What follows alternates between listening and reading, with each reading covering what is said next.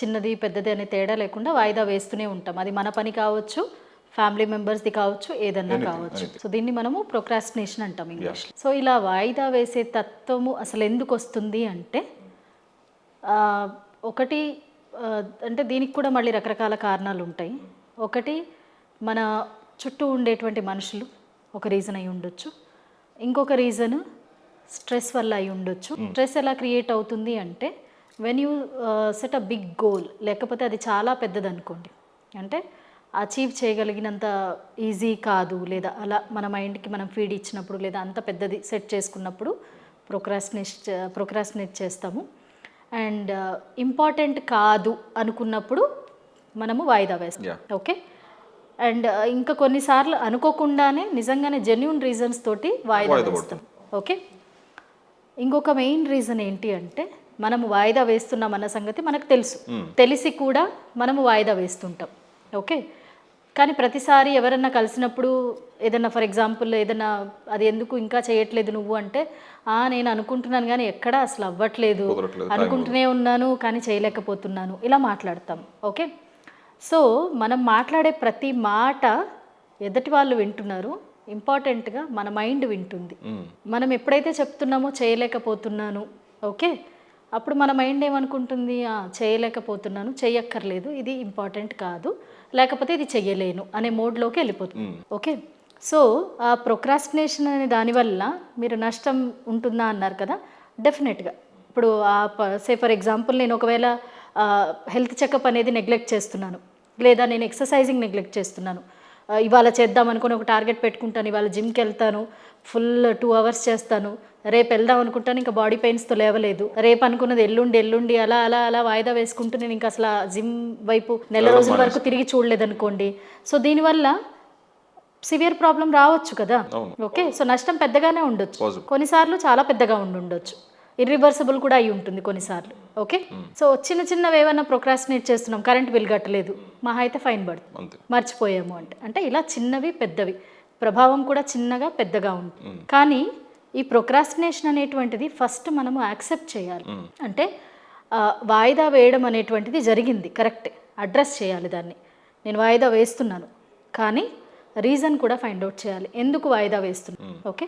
So ప్రతి మనిషి చేసేటువంటి తప్పేంటి అంటే ప్రతి చిన్న పెద్ద మనకు టైం దొరుకుతుంది. చాలామంది రోజంతా ఖాళీగానే ఉంటారు, టీవీ చూస్తారు, లేకపోతే ఎవరితోనో ఫోన్లో మాట్లాడుతుంటారు, డే గడిచిపోతుంది, తెల్లారుతుంది, రాత్రి అయిపోతుంది, టైం ఉంది, చాలా టైం ఉంది, కానీ మనం చెయ్యము. ఎందుకు అంటే మనం అది ప్రయారిటైజ్ చేసుకోవట్లేదు.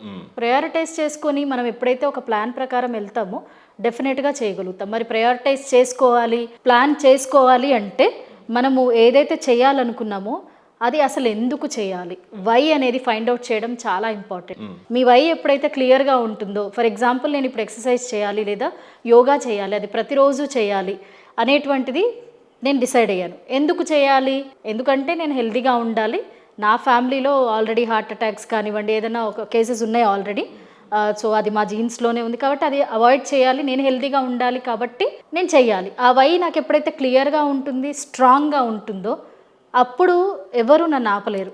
డెఫినెట్గా నేను ఒక టైం డిసైడ్ చేసుకుంటాను, ఆ టైం టేబుల్ ప్రకారమే వెళ్తాను. నేను గంట అనుకున్నది అట్లీస్ట్ ½ an hour అన్నా చేస్తాను, ఒకరోజు చేయకపోయినా రెండో రోజు చేస్తాను. ఓకే. సో మన వై అనేది చాలా క్లియర్గా ఉండాలి ప్రతి పనిలో కూడా. ఇప్పుడు ఫర్ ఎగ్జాంపుల్ ఇందాక కరెంట్ బిల్ చెప్పుకున్నాం, చాలామంది మీరు గమనించండి డేట్ రాకముందే కట్టేసే వాళ్ళు ఉంటారు, కొంతమంది ఆ లాస్ట్ మినిట్ దాకా వెయిట్ చేసే వాళ్ళు ఉంటారు. ఎందుకంటే అఫ్ కోర్స్ ఇప్పుడు సదుపాయాలు అలా పెరిగిపోయినాయి కదా, మరి కరెంట్ ఆఫీస్కి వెళ్ళక్కర్లేదు, లైన్లో నిలబడక్కర్లేదు, బిల్లు పట్టుకొని కట్టక్కర్లేదు, ఫోన్పేలో చేయొచ్చు, జీపేలో చేయొచ్చు. సో లాస్ట్ మినిట్ అది మళ్ళీ రిమైండర్ వచ్చేదాకా వెయిట్ చేస్తాం. ఓకే. టెక్నాలజీ ఒక రకంగా రీజన్ ఈ ప్రొక్రాస్టినేషన్కి అనుకుందాం. ఓకే. డైరెక్ట్గా కాదు, ఇండైరెక్ట్గా.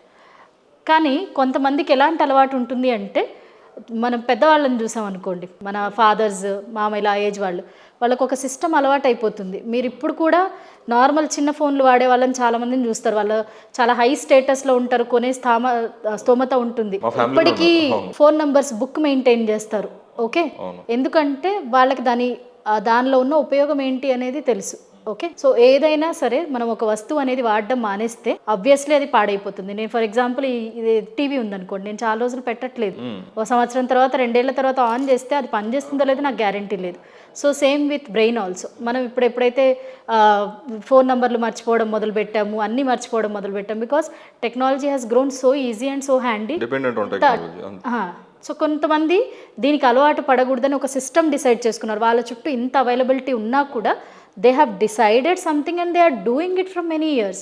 అది కొన్ని రోజులు చేయడం వల్ల ఏమవుతుందంటే బై డిఫాల్ట్గా మీ అన్కాన్షియస్లోకి వెళ్ళిపోతుంది. సో మనం ఎట్లయితే పొద్దున్న నిద్ర లేవగానే బ్రష్ చేస్తాము, మొహం కడుక్కుంటాము, అన్కాన్షియస్గా అయిపోతుంది కదా, మీ బాడీకి అట్లా అలవాటు అయిపోతుంది.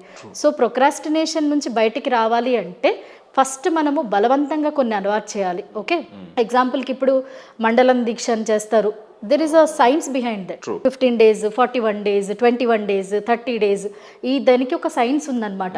సో అట్లా కంటిన్యూస్గా ఒక పని ఎవరైతే అలవాటు చేసుకుంటారో నెక్స్ట్ మానకుండా అది కంటిన్యూ అవుతుంది అనేటువంటి ఒక నమ్మకం అన్నమాట. ఓకే, ఇంకా నేను ఇన్డెప్త్గా వెళ్ళడం ఎందుకు అంటే అందరికీ తెలిసిందే కదా,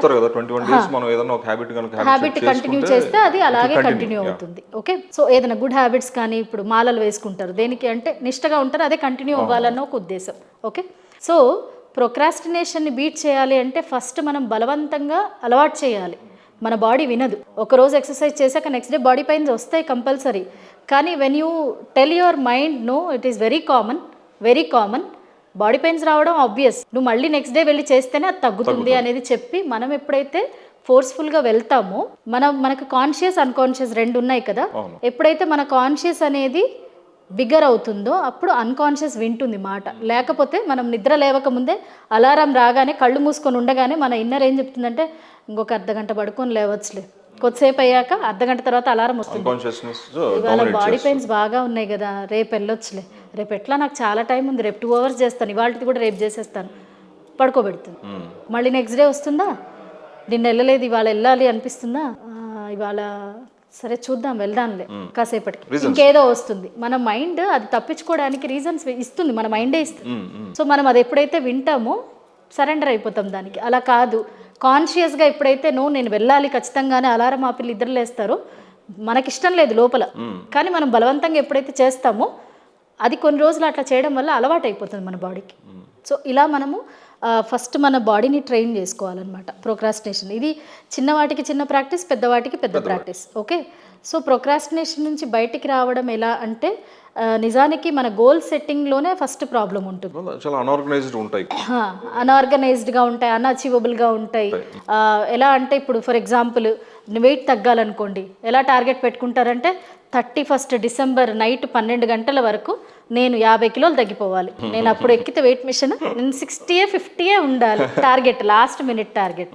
లేదు, ఈ నెలాఖరు లోపు నేను ఇంత అయిపోవాలి. సో అట్లా ఎప్పుడైతే మనం టార్గెట్ ఇస్తామో ఇండైరెక్ట్గా మనం ఏం చేస్తున్నాము, you are giving stress to your mind. నీ మైండ్ ఏం చెప్తుంది తెలుసా, అరే పిచ్చోడా అది సాధ్యం కాదు, ఎందుకు ఇస్తున్నావు. ఆబ్వియస్లీ మన మైండ్ ఎప్పుడైనా మీరు ఏది చేయాలనుకున్నా ఆపోజిట్గా మాట్లాడుతుంది. కొన్ని సినిమాలో చూపిస్తారు చూడండి, డింగని ఒకటి బయటకు వచ్చేసి నువ్వు చేయలేవు అని మాట్లాడడము. సో మన ఇన్నర్ సెల్ఫ్ ఏం చేస్తుందంటే నువ్వు అనవసరంగా టార్గెట్ సెట్ చేసుకున్నావు, నువ్వు చేయలేవు అని 10 సార్లు అంటుంది. అప్పుడు మనం ఆ లాస్ట్ 12 గంటలు అవ్వడానికి ఇంకో 10 నిమిషాల ముందు నెక్స్ట్ ఇయర్ సెట్ చేసుకుంటాను ఈ టార్గెట్ అట్లా అనుకుంటాం అనమాట.